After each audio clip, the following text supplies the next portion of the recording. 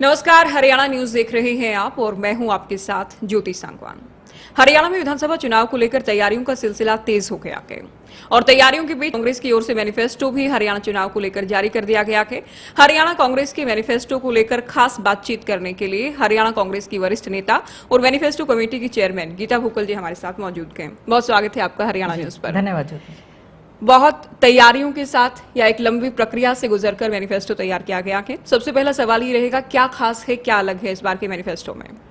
देखिए, सबसे पहले तो मैं हमारे ऑल इंडिया कांग्रेस कमेटी के माननीय अध्यक्ष मल्लिकार्जुन खड़गे जी का, वेणुगोपाल जी का, अजय माकन जी का, सभी कांग्रेस पार्टी के सीनियर नेताओं का बहुत धन्यवाद करती हूं कि आदरणीय चौधरी भूपेंद्र सिंह हुड्डा जी और अध्यक्ष जी के साथ एआईसीसी में हमारा कांग्रेस पार्टी का मैनिफेस्टो विधानसभा के लिए जारी हुआ है। बहुत ही खास है ये मैनिफेस्टो, क्योंकि हमने बहुत ज़्यादा इस पर मेहनत करने का काम किया। जनता का डॉक्यूमेंट है, जनता से बातचीत करने के बाद ही इसको हमने बनाने का काम किया। इसमें विशेष तौर से हमने महिलाओं का बहुत ध्यान रखा है। हमारी महिलाओं के लिए, बेटियों के लिए, 18 साल से 60 साल की बेटी के लिए 2000 रुपया पर मंथ हमने देने की बात कही है। 500 रुपये में गैस का सिलेंडर देने की बात कही है।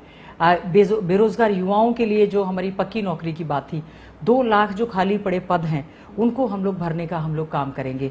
और इसके साथ साथ में बहुत से हमारे कर्मचारी हैं, लगातार वो लामबंद थे, संघर्ष कर रहे थे कि एनपीएस नहीं चाहिए, न्यू पेंशन स्कीम से वो खिलाफ थे और तो ओल्ड पेंशन स्कीम की बार बार मांग हो रही थी। तो हमने कहा है कि हम पुरानी पेंशन को कर्मचारियों के लिए बहाल करने का काम करेंगे। हम लोग जो है 100-100 गज के प्लॉट गरीबों को देने का काम करेंगे। उस पर 2 कमरे का मकान 3.5 लाख रुपए की लागत से वो देने का काम करेंगे। 500 रुपये में गैस का सिलेंडर देने का काम करेंगे। 300 यूनिट बिजली मुफ्त में देने का काम करेंगे। जातिगत सर्वे हम लोग करवाएंगे ताकि इसमें जो गरीब कोई भी कास्ट है, चाहे वो जनरल है, बीपीएल है, सभी के लिए जातिगत एक सर्वे, जैसा कि राष्ट्रीय स्तर पर कहा गया था, उसको हम लोग करने का काम करेंगे। जो बैकवर्ड क्लास की क्रीमी लेयर थी उसको 10 लाख रुपए तक बढ़ाने का हम लोग काम करेंगे। इस तरह की बहुत सारी चीजें हैं जो हम लोग इस मैनिफेस्टो में लेकर करीब कितने लोगों के बीच आप लोग गए और क्या तरीका रहा कि लोगों ने संदेश आप लोगों तक पहुंचाया, कोई सुझाव दिया गया हो कि ये शामिल किया जाए मैनिफेस्टो में? देखिए, बिल्कुल हमारा जो ऑल इंडिया कांग्रेस कमेटी की तरफ से जो एक मैनिफेस्टो कमेटी बनाई गई, उस कमेटी के बाद हमारी जो मीटिंग्स हुई, हमने कम से कम 17-18 सब कमेटीज़ का गठन किया डिफरेंट सब्जेक्ट्स के साथ। व्यापारी, कर्मचारी, हमारे मिडिल क्लास फैमिली, गरीब, झुग्गी झोंपड़ी और महिलाओं के लिए, खिलाड़ियों के लिए, युवाओं के लिए, बेरोजगार युवाओं के लिए, दलितों के लिए, माइनॉरिटीज़ के लिए, सभी के लिए इस तरह से डिफरेंट हमारी कमेटीज़ हमने कॉन्स्टिट्यूट की। हमने इनको नाम दिया न्याय चौपालों का नाम। हम विभिन्न वर्गों के पास गए। हमने जैसे नारी न्याय चौपाल, किसान न्याय चौपाल, बेरोजगार युवा न्याय चौपाल, युवा न्याय चौपाल, कर्मचारी न्याय चौपाल, व्यापारी न्याय चौपाल, झुग्गी झोंपड़ी न्याय चौपाल, इलेक्टेड पंच व सरपंच न्याय चौपाल। जैसे हमने किसानों को भी कहा है कि हम एमएसपी की कानूनी गारंटी उनको देंगे, फसल का मुआवजा हम उनको तुरंत प्रभाव से देंगे। तो किसान संगठनों ने खासतौर से बहुत लंबी जद्दोजहद उन्होंने जो करनी पड़ी, उन सबसे हमने जानने के बाद खिलाड़ियों के साथ हम लोग सबके बीच में गए, सबसे हमने बातचीत की। और इसके साथ साथ हमारे सांसद भाई दीपेंद्र हुड्डा जी ने जो एक हरियाणा मांगे हिसाब कार्यक्रम पूरे प्रदेश में चलाया, उसमें भी हमारे जो बॉक्सेस लगे थे उसमें कुछ हमारे सुझाव आए। उसके बाद जो हमारी ड्राफ्टिंग कमेटी, सब कमेटी, जिसमें आदरणीय चौधरी भूपेंद्र सिंह हुड्डा जी ने, अध्यक्ष जी ने विशेष तौर से पूरा हमने इंटरेस्ट लिया। और इसको जारी करने से पहले सबसे बड़ी बात है कि हमारे ऑल इंडिया कांग्रेस कमेटी के सम्मानित अध्यक्ष मल्लिकार्जुन खड़गे जी ने स्वयं इसको वर्ड टू वर्ड कई बार पढ़ा और कई बार चर्चा की। सुझाव भी दिए उन्होंने, सुझाव भी दिए और उनके सुझाव के अनुरूप हमने जो हमारा मेन मैनिफेस्टो अब जारी होगा उसमें भी हमने जो है उच्च अमेंडमेंट करने का काम किया। साथ ही साथ में मैनिफेस्टो के लिए coordinator T A Singh Dev ji को भी, जो छत्तीसगढ़ से सीईसी के मेंबर भी हैं, उनको भी लगाया गया।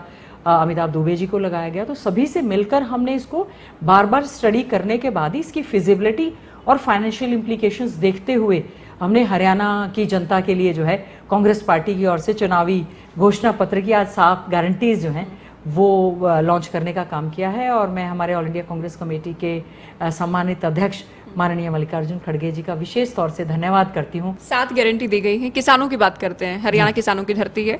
बीजेपी सरकार भी दावा करती रही कि हम सबसे ज्यादा फसलों को, पूरे देश में सबसे ज्यादा फसलों को एमएसपी पर ले रहे हैं, सबसे ज्यादा खराब फसलों का मुआवजा दिया जा रहा है, फसलों का भुगतान बहुत जल्द किया जा रहा है।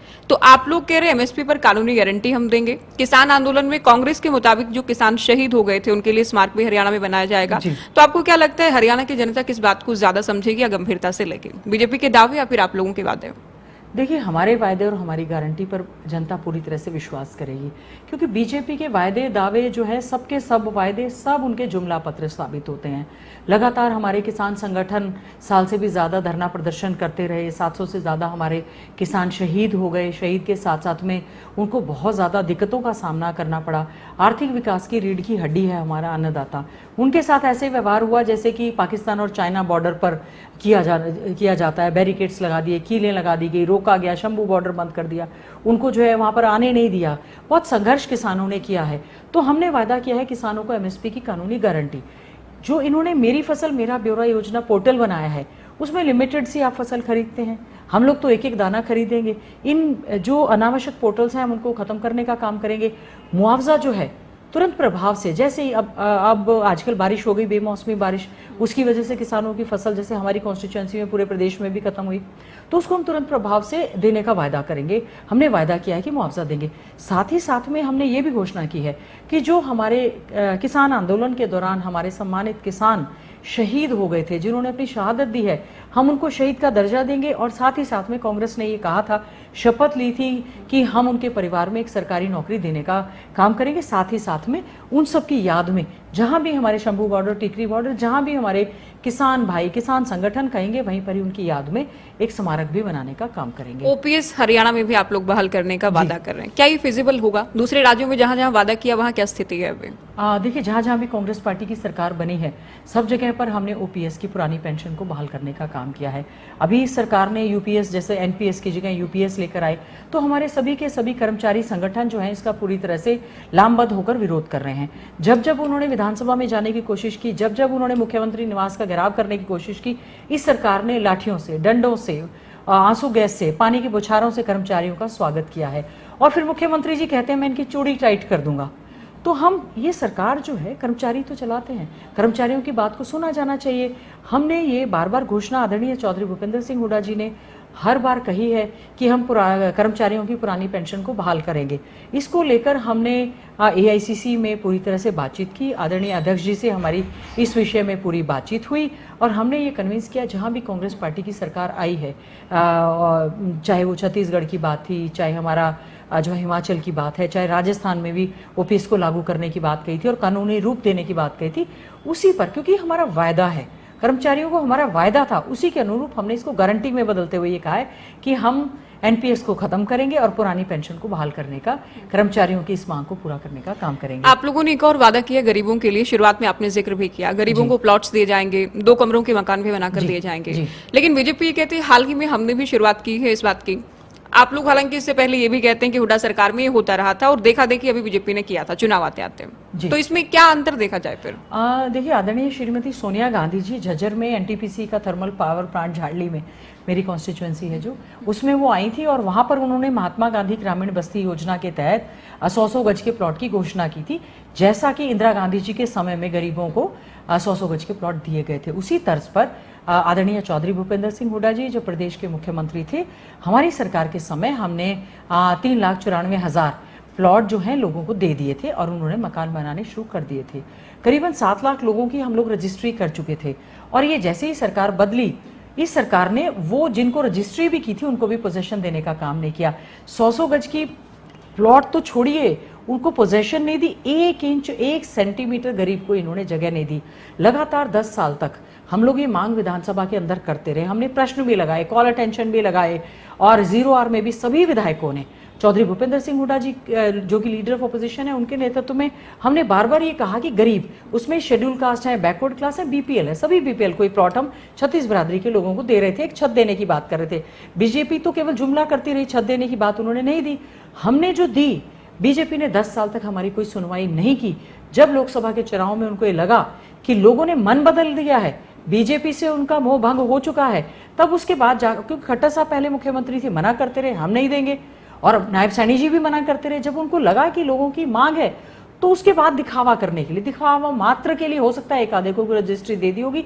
अब मैं आश्वासन देना चाहती हूँ, कांग्रेस की गारंटी में शामिल है, 7 गारंटी में जो है ये शामिल है 100 गज का प्लॉट 3.5 लाख की लागत से 2 कमरों का मकान, और साथ ही साथ में खड़गे साहब ने आपने सुना होगा, कहा होगा, जो मकान बनाएंगे उसमें किचन और टॉयलेट का प्रोविजन भी जो है आप अच्छे से करें। तो वो जो हम कह रहे हैं उसमें क्या लिखा है कि अगर हालात और अच्छे होंगे तो इसे बढ़ा भी सकते हैं। जी जी जी, 7 वादे पक्के इरादे, हाथ बदलेगा हालात, हरियाणा प्रदेश कांग्रेस कमेटी।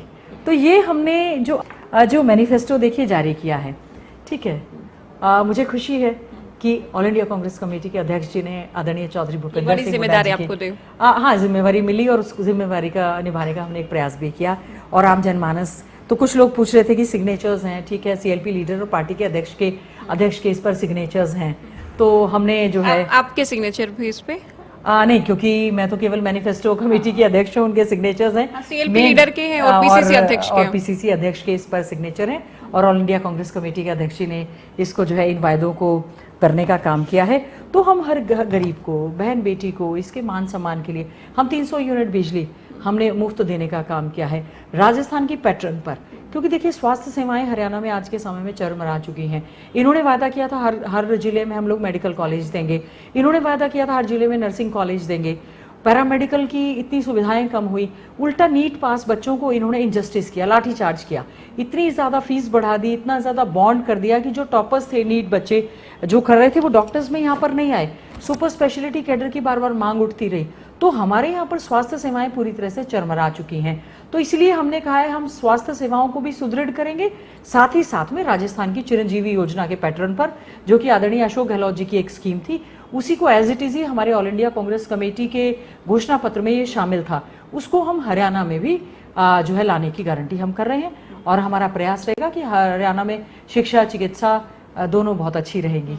आप महिलाओं की, बेटियों की बात कर रहे हैं, आप एक महिला नेता हैं और चूंकि आपके पास ये बड़ी जिम्मेदारी रही मैनिफेस्टो की, तो आपको लगता है कि जो ये सिलेंडर वाला वादा है या आर्थिक मदद वाला प्रतिमाह वाला वादा है, इससे महिलाएं कांग्रेस के साथ जुड़ेंगी? क्या ये कांग्रेस रिझाने का प्रयास कर रही, महिलाओं को लुभाने का प्रयास कर रही है? देखिए, सामाजिक सुरक्षा हर एक सरकार की जिम्मेवारी होती है। एक वेलफेयर स्टेट में सोशल जस्टिस जो पॉइंट्स होते हैं, जो इश्यूज होते हैं, उनको हमेशा हर सरकार को लोकतंत्र में कम से कम जो लोग विश्वास करते हैं, संविधान में जो लोग विश्वास करते हैं, we are the 50% of human resource of the world. तो इस 50% की जो आधी आबादी है उसका हमें मान सम्मान, आर्थिक, सामाजिक और राजनीतिक तौर पर उनको पूरा ध्यान रखने का हमें पूरा तरह से ध्यान देना चाहिए। हमने जहां कहा कि हम 6,000 रुपया बुढ़ापा पेंशन करेंगे, हमारी इसमें महिला जो हमारी बुजुर्ग है वो भी शामिल है, 6,000 हम उसको बुढ़ापा पेंशन देंगे। जो हमारी विधवा बहन है 18 से 60 उम्र की महिलाओं को 2,000, उसके बाद बुढ़ापा पेंशन। जो हमारा नाम उसमें हम इंदिरा सम्मान योजना के नाम से, इंदिरा लाडली सम्मान योजना, हमारा जो मेन मैनिफेस्टो होगा उसमें हम बताएंगे 18 से लेकर 60 साल तक की हमारी जो बहन है उसको हम 2,000 रुपया पर मंथ देने का काम करेंगे। 60 साल के बाद हम उनको बुढ़ापा पेंशन देने का काम करेंगे। और जो विधवा बहनें हैं उनको बहुत बड़ा एक सहारा देने के लिए 6,000 का विधवा पेंशन देने का हम लोग काम करेंगे। इसके साथ साथ में 500 रुपये का जो सिलेंडर है, वो महंगाई की मार जो आज झेल रहे हैं उसमें 500 रुपये का सिलेंडर हम देने का काम करेंगे। और दिव्यांगों को भी हम 6,000 जो है दिव्यांग पेंशन देने का काम करेंगे। बुढ़ापा पेंशन की आप बात कर रहे हैं, पिछली बार जेजेपी ने 5100 का वादा किया था, आप लोग इस बार के चुनाव में 6,000 का वादा कर रहे हैं, इनेलो 7500 का वादा कर रही है। तो आपको नहीं लगता कि हरियाणा सरकार, मान लीजिए आपकी सरकार बनती है, तो बजट पर कोई खास इसका या नेगेटिव कोई इम्पैक्ट इसका रहेगा, या फिर किस तरह की रेस शुरू हो गई है बुजुर्गों को या बाकी वर्गों को रिझाने के लिए? देखिए ज्योति जी, मैं कहना चाहूँगी किसी भी प्रदेश के लिए अति आवश्यक होता है कि जो हमारे चाहे बुजुर्ग हैं, चाहे महिलाएं हैं, चाहे हमारे डिसेबल्स हैं, जो ऐसे गरीब लोग हैं जिनकी मदद की जानी चाहिए, ये तो सरकार का एक हिस्सा होता है। तो बजटरी प्रोविजंस के लिए हमने ऑलरेडी जितनी भी हमारी स्कीम्स हमने डिस्कस की है उसको लेकर हमारे मान लीजिए 20 लाख हमारे बुजुर्ग हैं, 2 लाख हमारी जैसे डिसेबल्स हैं या हमारी विडोज़ हैं, देखिए उनको एक सामाजिक सुरक्षा देने के लिए, उनको एक मदद देने के लिए ये हम लोग वायदा कर रहे हैं। कोई रिझाने की बात नहीं है, एक सरकार ने एक हाथ बढ़ाया है उनकी मदद के लिए। तो इसमें हमने जितने भी फाइनेंशियल इम्प्लीकेशंस हैं उसमें कितना हमारे पे बोझ आएगा, हमारे 1,84,000 करोड़ का हमारा जैसे स्टेट का बजट था, और मैं समझती हूँ सरकार ने तो पब्लिसिटी पे ज़्यादा पैसा लगा दिया, काम तो कुछ भी नहीं किया। बेटी बचाओ बेटी पढ़ाओ का नारा देते रहे। एनसीआरबी के आंकड़े बताते हैं कि बेटियां जो है सुरक्षित श्रेणी में हरियाणा आ चुका है। बेटियों के साथ क्या हुआ, खिलाड़ियों के साथ क्या हुआ, यौन शोषण में बड़े बड़े नेता सम्मिलित रहे।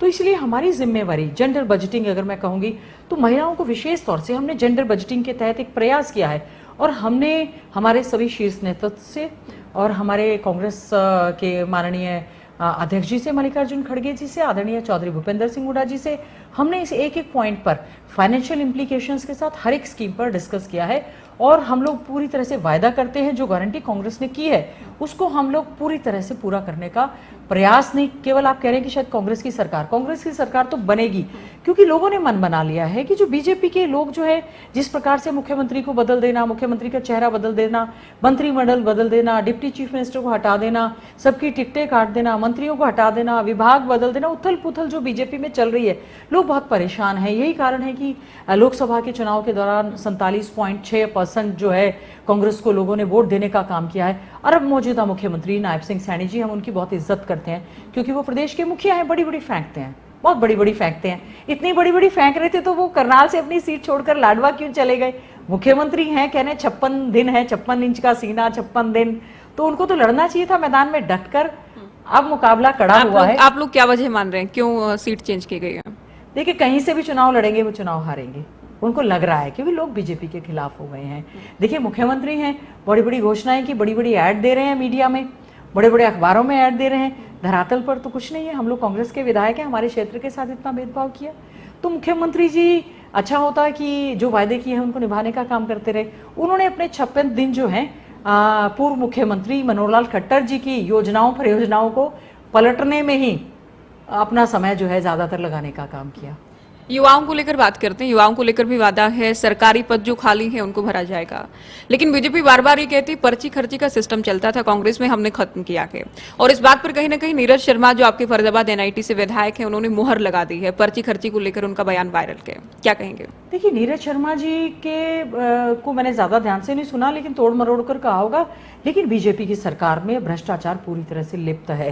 शर्मा की ओर से कहीं ना कहीं कहा गया है जो लोग वोट डालेंगे उनको रोजगार मिलेगा, उनको नौकरी मिलेगी। पर्ची खर्ची और अटैची तो बीजेपी के राज में ही हुई ना। सबसे ज्यादा पेपर लीक बीजेपी के राज में ही तो हुए। बीजेपी के राज में ही तो बेरोजगार पढ़े लिखे युवाओं को अंडर एम्प्लॉय किया गया। बीजेपी के राज में ही तो गांव के गांव आप जाकर देखिए, घरौंडा हल्के में उस दिन बता रहे थे कि 28 गांव ऐसे हो गए जिसमें एक भी बच्चा नहीं रहा, सबके सब युवा चले गए। हरियाणा प्रदेश के मैक्सिमम गांव में पढ़ा लिखा युवा डंकी के माध्यम से इलीगल तरीके से प्रदेश और देश से पलायन कर कर चला गया। HKRM हरियाणा कौशल रोजगार निगम के तहत आप नौकरी दे रहे हैं, आप पक्की नौकरी क्यों नहीं दे रहे? आप उनको आधी तनख्वाह में कच्ची नौकरी में क्यों युवाओं को धोखा दे रहे हैं? अब हमने कहा है कि हम हरियाणा कौशल रोजगार निगम को खत्म तो जरूर करेंगे, लेकिन जो बच्चे लग गए हैं उनको भी नीति बनाकर हम समायोजित करेंगे। तो भ्रष्टाचार का अड्डा बनी है बीजेपी की सरकार। इन्होंने युवाओं के साथ अन्याय करने का काम किया। जो युवा अपने हकों के लिए आए उनके साथ इन्होंने लाठी डंडे के साथ उनका स्वागत करने का काम किया। क्या पर्ची खर्ची अटैची, और इनके यहाँ तो इतना भ्रष्टाचार था, जो पेपर बार बार लीक हुए, इनके ऑफिसर्स तक तो पकड़े गए। हरियाणा कौशल रोजगार निगम को जो संभाल रहे थे अफसर, वही पकड़े गए, वही जेल काट कर आए हैं। तो बीजेपी का कहने का क्या है? देखिए, बीजेपी का जो है ना, कहते हैं ना, हाथी के दांत खाने के और दिखाने के कुछ और है। हर जगह रजिस्ट्री करवा लीजिए, भ्रष्टाचार, कोई भी काम, टेंडर। अब आप कह रहे थे कि हमने सड़कों का बद से बदतर हालात, आपने देखा होगा विधानसभा में हमने पूरी मजबूती के साथ आवाज को उठाने का काम किया, फोटोज वीडियो सब कुछ कह रहे हैं हमने टेंडर कर दिए तो काम क्यों नहीं हुए? आवारा बेसहारा पशु धके मतलब वहां घूम रहे हैं। जब हमने उनको आवारा कहा तो खट्टर साहब ने चश्मा निकाल कर कहा इनको आवारा मत कहिए, तो हमने कहा जी बेसहारा। अब उनकी वजह से नंबर ऑफ एक्सीडेंट्स बढ़ रहे हैं। जो खागड़ सांड आवारा पशु, बिल्ली हैं, कुत्ते हैं, खासतौर से बंदर का इतना बड़ा आतंक है, उसके लिए कुछ नहीं किया। जब हमने आवाज उठाई, उन्होंने कहा जी कि हमने टेंडर कर दिए तो फिर पशु वो फिर वहां की वहां क्या है? बीजेपी में इतना बड़ा भ्रष्टाचार का एक जाल। हमारा नगर परिषद, नगर पालिका, म्युनिसिपल कॉर्पोरेशन फरीदाबाद में करोड़ों अरबों रुपए का घोटाला जो हुआ इस सरकार के दौरान, इतनी लंबी फेररिस्त है। चाहे शराब घोटाला है, रजिस्ट्री घोटाला है, बुक्स घोटाला है, हर तरह, ये जो हमारा लैपटॉप आईपैड देते हैं, हर तरह का घोटाला इस सरकार में हुआ है। तो सरकार, ये तो जनता जवाब देगी इन घोटालों को। वायरल बयान की मैं बात कर रही थी। असंध के इस बार के जो उम्मीदवार हैं, पिछले बार के विधायक हैं गोगी साहब, उनका भी एक बयान वायरल है गीता जी की, हम सरकार आने के बाद पहले अपना घर भरेंगे। तो लोग अगर इस तरह के बयानों को सुनेंगे, इस तरह की वीडियो लोगों के सामने आएंगे, तो आपको नहीं लगता कि वोट करने से पहले सोचेंगे? देखिए, हमारा जो मेन मैनिफेस्टो रिलीज होगा, उसका मैं एक पॉइंट तो खास तौर से आज आपको जरूर बता देती हूँ। आप इस बात पर जवाब नहीं देना चाहेंगे? इस तरह के बयानों से मुश्किलें तो बढ़ेंगी पार्टी की। देखिए, मैं जवाब दे रही हूँ। युवाओं को सुरक्षित भविष्य भर्ती विधान के तहत 2 लाख पक्की भर्ती विधान का मतलब we will issue a calendar date of advertisement, date of exam, date of result और पूरा कैलेंडर हम लोग जारी करेंगे। और हम हमारे युवाओं को एक विश्वास दिलाना चाहते हैं कि हम अच्छे ढंग से, हमारा जो पढ़ा लिखा बेरोजगार युवा आज हरियाणा में परेशान है, इन सरकार में पर्ची खर्ची की वजह से हम उनको भर्ती विधान के तहत कैलेंडर जारी करके उनको रोजगार देने का काम करेंगे। न केवल हम सरकारी नौकरी, बल्कि हम जो भर्तियां भी इंडस्ट्री प्रक्रिया में फैक्ट्रीज है, में भी जो भर्तियां हम भी लोग प्रक्रिया में ही उनका रिजल्ट निकालेंगे आप लोग? देखिए बिल्कुल, हम लोग जो है जो भर्ती प्रक्रिया में है उसको सरकार बनेगी, उस पर पूरी तरह से नीति बनाकर हम उनका भी रिजल्ट निकालने का प्रयास करेंगे और ये तो हमारा शीर्ष नेतृत्व तय करेगा। लेकिन जो युवा आज के समय में जिनके रिजल्ट आ गए हैं, हम उनको अंधकार में क्यों रखेंगे? और सबसे बड़ी बात है, न केवल हम युवाओं को सरकारी नौकरी देंगे, हम उनको startup program, self help groups के माध्यम से, इंडस्ट्रीज फैक्ट्रीज में हम सबसे बड़ी बात तो एक सुरक्षा का वातावरण देंगे ताकि इंडस्ट्री फैक्ट्रीज हमारे हरियाणा में आए, हमारे यहाँ पर बहुत ज्यादा रोजगार के साधन हो, कुछ युवा सेल्फ एम्प्लॉयड हो, कुछ युवा बाहर खाड़ी देशों में युद्ध क्षेत्र में ना जाएं, कुछ युवा अच्छा काम धंधा करें, अपनी दुकानें चलाएं, अपने मकान, रेडी फड़ी, पढ़ा लिखा युवा सरकारी नौकरी करे, स्टार्टअप दे, दूसरों को भी रोजगार दे। इस और हम लोग पूरी तरह से पारदर्शी, बहुत अच्छी एक नीति बनाएंगे। और बेरोजगारी की मार इसीलिए लोग बार बार कह रहे हैं क्योंकि लोग बेरोजगार घूम रहे हैं, नशे की चपेट में आ गए हैं, क्राइम बढ़ गया है, क्योंकि बेरोजगार पढ़ा लिखा युवा जो है उसको रोजगार नहीं मिल रहा। यही कारण है हमारे लिए हमारा युवा एक बहुत बड़ा चिंता का विषय है। प्रदेश में हरियाणा बेरोजगारी में नंबर 1 हो चुका है, क्राइम में नंबर 1 हो चुका है। बहन बेटियों के साथ सुरक्षा, असुरक्षा की भावना जो है, हमारी बहन बेटियां वर्किंग प्लेस पर सुरक्षित नहीं है, वो शिक्षण संस्थाओं में सुरक्षित नहीं है। तो सबसे पहले व्यापारियों को, कर्मचारियों को, किसानों को, महिलाओं को, गरीबों को, दलितों को, पिछड़ों को, अल्पसंख्यकों को सबसे पहले हम लोग एक सुरक्षित हरियाणा देने की गारंटी करते हैं। आप अलग अलग वर्गों में दलितों की भी बात कर रहे हैं। कुमारी शैलजा को लेकर कांग्रेस के किसी कार्यकर्ता की एक वीडियो वायरल है और उस वीडियो के आधार पर बीजेपी ये कह रही है कि कांग्रेस दलित विरोधी पार्टी है। देखिए, जो भी कहा गया है, मैं अगर कांग्रेस पार्टी का मैं नहीं समझती, बीच में कई बार कार्यक्रमों में कुछ लोग आ भी जाते हैं, वैसे वो मैंने टिप्पणी नहीं सुनी। आदरणीय कुमारी शैलजा जी हमारे कांग्रेस की बहुत वरिष्ठ नेता हैं, वो अध्यक्ष रही हैं, केंद्र में वो मंत्री रही हैं, वो हमारी सम्मानित सांसद हैं और वो दलित समाज से आती हैं, हमारी बहुत ही आदरणीय हैं। किसी ने भी इस तरह से अभद्र टिप्पणी की है, शोभनीय नहीं है, नहीं की जानी चाहिए। उनको तुरंत प्रभाव से माफ़ी मांगनी चाहिए। और कांग्रेस के अगर कोई व्यक्ति ऐसी बात करता है तो मैं समझती हूँ वो कांग्रेसी नहीं है। अगर फिर भी किसी ने कहा है तो उसको तुरंत प्रभाव से, ये हमारे लिए बहुत बड़ा एक दुख का विषय है कि अगर कोई बात, देखिए दलितों में वो बहुत बड़ा एक नाम है, बहुत बड़ा चेहरा है, सम्मान है। आदरणीय चौधरी भूपेंद्र सिंह हुड्डा जी ने कहा है कि कुमारी शैलजा जी हमारी आदरणीय बहन है। मैं भी कह रही हूँ कुमारी शैलजा जी हमारी बहुत ही आदरणीय, हमारी सीनियर नेता हैं। उनके अपमान में अगर किसी ने शब्द कहा है उनको माफी मांगनी चाहिए और इस चीज की हम कड़े शब्दों में निंदा भी करते हैं। शुरुआत में आपने कहा कि मैनिफेस्टो को लेकर वरिष्ठ नेताओं से खूब बात हुई, तो क्या, जिसमें हम शैलजा की भी बात करें, सुरजेवाला की भी बात करते हैं, क्या इन लोगों से भी कोई राय मशवरा हुआ कि कोई सुझाव लिया गया कि इनसे भी बात की गई? देखिए ऐसा है, ऑल इंडिया कांग्रेस कमेटी के द्वारा मैनिफेस्टो कमेटी का गठन किया गया, उसमें सभी वरिष्ठ नेता उसमें शामिल थे और उसके बाद जो हमने सब कमेटीज कॉन्स्टिट्यूट की, ग्रुप वाइज हमने आपको बताया, तो हमने सभी नेताओं ने जो जो नाम आए और सब कमेटीज में सभी के नाम इंक्लूड है, सभी ने हमें रिटर्न, और हमने एक manifesto committee, Haryana manifesto committee के नाम से एक व्हाट्सएप नंबर, एक मेल और एक ग्रुप जो बनाए थे, उसमें उन्होंने रिटर्न तौर पर सभी नेताओं ने अपने नाम भी दिए हैं, सुझाव भी दिए हैं। बिल्कुल हमारी बहन कुमारी शैलजा जी ने जो भी नाम दिए वो भी इसमें शामिल हैं और जो सभी सदस्यों की ओर से हमें सुझाव आए उनमें हमने एक एक वर्ड पे जो है स्टडी करने के बाद ही हमारा घोषणा पत्र शामिल हुआ है। आपने एक सवाल के जवाब में कहा कि बीजेपी ने कई विधायकों की टिकट काटे जी, लेकिन कांग्रेस ने सभी जो विधायक थे सिटिंग एमएलएस को सिटिंग गेटिंग का फॉर्मूला अपनाया है, तो क्या ये भगदड़ से डर था कहीं जो विधायक उनको टिकट ना दें, इस बार भगदड़ हो, बागी हो, इंडिपेंडेंट लड़े या दूसरे दल में शामिल ना हो जाए? देखिए पिछले कुछ दिन पहले आदरणीय हमारे नेता राहुल गांधी जी जो लीडर ऑफ अपोजिशन हैं और आदरणीय मल्लिकार्जुन खड़गे जी हमारे राष्ट्रीय अध्यक्ष हैं, कांग्रेस पार्टी के आदरणीय चौधरी भूपेंद्र सिंह हुड्डा जी, सभी वरिष्ठ नेता उस मीटिंग में शामिल थे। तो आदरणीय राहुल गांधी जी ने कहा कि जो लोग 10 साल से हमारे साथ संघर्ष में साथ रहे हैं वो हमारी कांग्रेस पार्टी के लिए एसेट हैं, जो संघर्ष में साथ रहा। तो और पार्टी ने टिकट में जो है एक हाईकमांड का फाइनल जुडिक्शन होता है, साथ ही साथ में कुछ सर्वे टीम भी थी। तो हाईकमांड ने जो भी डीसीसी से, पीसीसी प्रदेश कांग्रेस कमेटी से, सीईसी से जो भी क्लियर हुआ उसी के अनुरूप उन्होंने टिकटें देने का काम किया। सभी सिटिंग विधायकों को टिकट दिया। उम्मीद करते हैं कि हम लोग सब मजबूती से जीत कर आएंगे और हरियाणा में कांग्रेस पार्टी को मजबूत करते हुए हरियाणा में जो है कांग्रेस की सरकार बनाने के लिए जीतकर श्रीमती सोनिया गांधी जी की झोली में मैक्सिमम थंपिंग मेजॉरिटी के साथ हरियाणा से कांग्रेस जीत कर आएगी और सरकार बनाने का दावा अलग अलग कांग्रेस के तमाम नेता जीत का दावा कर रहे हैं, सबके अलग अलग आंकड़े हैं। उदयभान की ओर से कहा गया 2005 का रिकॉर्ड हम तोड़ने वाले हैं, 67 से अधिक सीटें हासिल हम करने वाले हैं। तो गीता बुक्कल का क्या आंकड़ा है कि अगर सरकार आती है तो कितनी सीटें आप लोग हासिल करेंगे? 90 की 90 सीटों पर हम लोग मजबूत हैं। हर सीट कांग्रेस पार्टी मजबूती के साथ, एक जो हमने सीपीएम को दी है, हम लोग हर सीट पर मजबूत हैं। हर सीट पर हमारे मजबूत कैंडिडेट हैं।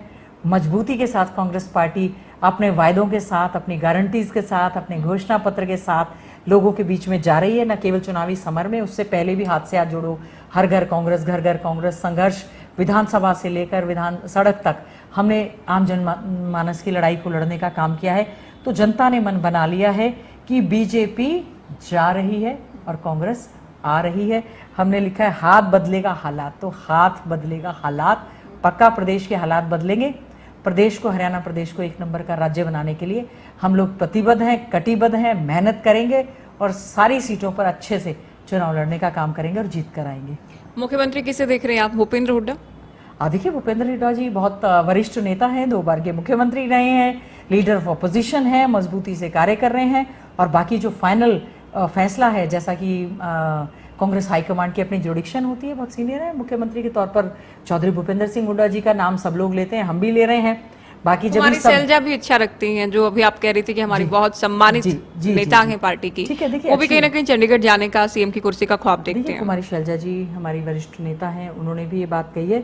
फाइनल फैसला जो है, जैसा कि आज कांग्रेस पार्टी के सम्मानित अध्यक्ष जी ने कहा है कि विधायक जीत कर आएंगे और विधायक जीत कर आएंगे और कांग्रेस हाईकमांड को वो नंबर के हिसाब से बताएंगे, तो ही मुख्यमंत्री का जो है वो फैसला लोकसभा में भी हमने देखा सीटों को लेकर भूपेंद्र हुड्डा को फ्री हैंड दिया गया। विधानसभा में भी अभी जो टिकटें बांटी गई हैं उनसे लगता है कि फ्री हैंड दिया गया। तो कोई ऐसा तो नहीं है कि कांग्रेस में अगर रहना है तो हुड्डा हुड्डा कहना ही है, फिर दूसरे नेताओं को नजरअंदाज किया गया? देखिए, किसी भी नेता को नजरअंदाज ना लोकसभा के चुनाव के दौरान किया गया, ना इस समय किया गया। चौधरी भूपेंद्र सिंह हुड्डा जी सीनियर है, सभी सीनियर लोग जो है जितनी भी मीटिंग्स हुई हैं उसमें शामिल थे और सबको कांग्रेस कांग्रेस कर रहे हैं सब लोग। हुड्डा जी का बड़ा नाम है, तो अमित शाह जी भी आते हैं, वो भी हुड्डा हुड्डा कहते रहते हैं।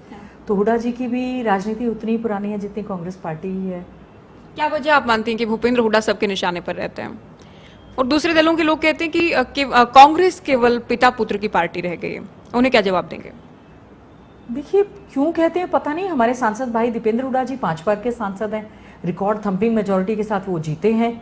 बाकी जो दल हैं उसमें भी माँ बेटी, माँ बेटा सभी तो ऐसे हैं। और परिवारवाद तो इतना चरम सीमा पर बीजेपी में रहा है, इस बार तो परिवारों को ही टिकट दी गई है। परिवारों को ही टिकट, परिवारवाद को अगर कोई बढ़ा रहा है तो बीजेपी है, लोकदल है, जजपा है, सभी लोग वही लोग बढ़ा रहे हैं। हमारे यहाँ पर तो चौधरी भूपेंद्र सिंह हुड्डा जी विधानसभा का चुनाव लड़ते हैं, भाई दीपेंद्र हुड्डा जी अपनी मेहनत पर, संघर्ष पर जो है 5वीं बार वो लोकसभा का चुनाव, उसमें पिता पुत्र की यह बात है। अगर किसी का कामयाब पुत्र है और मेहनत कर रहा है और वो अपने पिता को मजबूत कर रहा है, कांग्रेस पार्टी को मजबूत कर रहा है, तो उसमें हर्जी क्या है? कईयों के पुत्र तो ऐसे हैं जिन्होंने अपने पिता को बिल्कुल धरती पर लगाकर रखने का काम कर दिया। तो एक बहुत अच्छे पुत्र और एक बहुत अच्छे सांसद, क्योंकि हमारे तो रोहतक लोकसभा से सांसद भी हैं भाई दीपेंद्र हुड्डा जी। तो किसी का कहने का क्या है, सभी पार्टियों में इस तरह से चलता रहता है, लेकिन कांग्रेस पार्टी ने बहुत मजबूती के साथ बहुत ही अच्छे ढंग से टिकटें देने का काम किया। झज्जर में क्या स्थिति आपके हल्के में? देखिए, झज्जर विधानसभा में बहुत ही अच्छी स्थिति है। मैं समझती हूँ हमारा 5वां चुनाव है, 5वां चुनाव। इससे पहले मैं लगातार 3 बार झज्जर से, 1 बार मैं कलायत से विधायक रही हूँ, 5वां मेरा चुनाव है। झज्जर विधानसभा क्षेत्र की हमारी सम्मानित जनता को मैं एक आश्वासन देना चाहती हूँ कि विपक्ष के 10 साल में भी हमने झज्जर विधानसभा क्षेत्र की आवाज़ को मजबूती के साथ विधानसभा के अंदर और बाहर उठाने का काम किया है। विपक्ष में चाहे सड़कों की बात हो, चाहे पार्कों की बात हो, चाहे सीवरेज की बात हो, पीने के पानी की बात हो, चाहे बेरोजगारी की बात हो, चाहे कॉलेज की बात हो, चाहे पेयजल समस्या की बात हो, शमशान घाट की, तालाबों की बात हो, हर एक मांग को हमने जो है मजबूती के साथ, हमारे चाहे प्रारंभ इंस्टीट्यूट की बात हो, इंजीनियरिंग कॉलेज की बात हो, हमने सभी तमाम मुद्दे की, झज्जर हमारा विधानसभा क्षेत्र जो है इस बीजेपी ने हमारे साथ अनदेखी की है, हर मुद्दे को हमने उठाया है। तो मैं उम्मीद करती हूँ मेरे झज्जर विधानसभा क्षेत्र की महान जनता, मैं कांग्रेस हाईकमांड का धन्यवाद करती हूँ रोहतक कि उन्होंने झज्जर- मुझे 5वीं बार एक प्रत्याशी के तौर पर एक कार्यकर्ता को एक टिकट देकर भेजा। मैं धन्यवाद करती हूँ और उम्मीद करती हूँ कि मेरी झज्जर विधानसभा क्षेत्र के सभी सम्मानित बुजुर्ग, नौजवान साथी, माताएं, बहनें अपना आशीर्वाद वोट के रूप में 5 तारीख को देंगे और जब 8 तारीख को गिनती होगी तो पता चलेगा कि झज्जर को मैं 1 नंबर का विधानसभा क्षेत्र बनाऊंगी, क्योंकि हमारे सांसद भाई दीपेंद्र हुड्डा जी भी झज्जर विधानसभा क्षेत्र से, मेरी अर्बन सीट डिस्ट्रिक्ट हेडक्वार्टर होने के बावजूद भी दीपेंद्र हुड्डा जी वहां से 44,000 से उन्होंने जीत हासिल की थी। रोहतक, झज्जर, सोनीपत भूपेंद्र हुड्डा यहाँ मजबूत माने जाते हैं। आप उनकी कोर टीम में या उनके बहुत जो खास नेता हैं उनके करीबी उनमें से मानी जाती हैं, तो लगता है कि झज्जर कहीं ना कहीं कांग्रेस निकाल लेगी। लेकिन कई बार ये भी होता है कि बड़े नेताओं के अलावा उम्मीदवार के खिलाफ पर्सनल एंटी इनकम्बेंसी भी होती है, तो कोई ऐसा तो नहीं है कि personal anti incumbency Geeta Bhukkal के खिलाफ ग्राउंड पर हो? देखिए, हमने हमारे यहाँ प्रो इनकम्बेंसी है, क्योंकि उनको पता है कि हमने ये नहीं कहा कि मैं विपक्ष में हूँ, मैं क्या कर सकती हूँ। मुझे विपक्ष में बनाया, मैंने विपक्ष में भी आवाज़ उठाने का काम किया, लोगों के बीच में जाने का काम किया, उनके सुख दुख में साझी होने का काम किया।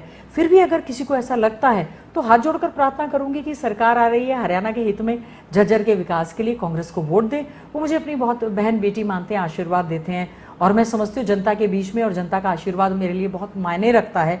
और उनको पता है कि मजबूती से जहाँ हम आवाज़ उठाते हैं, हमने अपने सरकार जिस समय थी बहुत से कॉलेज, ITI और IIT, पता नहीं क्या क्या, रेलवे लाइन, मेट्रो लाइन, सब हम लोग ने लाने का काम किया।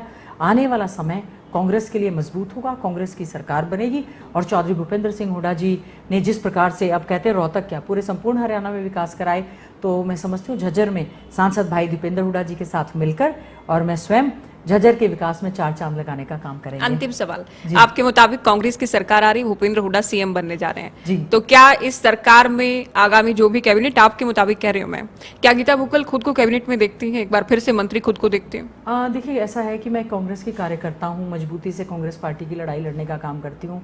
पार्टी हाईकमांड ने, चौधरी भूपेंद्र सिंह हुड्डा जी ने, कांग्रेस ने आशीर्वाद देकर एक प्रत्याशी के रूप में भेजा है। सबसे पहला मेरा फर्ज तो ये बनता है कि मैं झज्जर की महान जनता से वोट लेकर आऊँ, थम्पिंग मेजॉरिटी के साथ एक झज्जर विधानसभा से जीत कर आऊँ। और उसके बाद तो देखिए कांग्रेस हाईकमांड का अपनी जुडिक्शन है कि वो क्या किसको जिम्मेवारी देते हैं। चले, बहुत शुक्रिया बातचीत के लिए। तो बहुत धन्यवाद। गीता भुक्कल को आपने सुना, कांग्रेस के मैनिफेस्टो को लेकर हमने बात की, चुनावी तैयारियों को लेकर बात की। इनका दावा है हरियाणा में कांग्रेस सरकार आ रही है, बीजेपी जा रही है, कांग्रेस आ रही है, भूपेंद्र हुड्डा हरियाणा के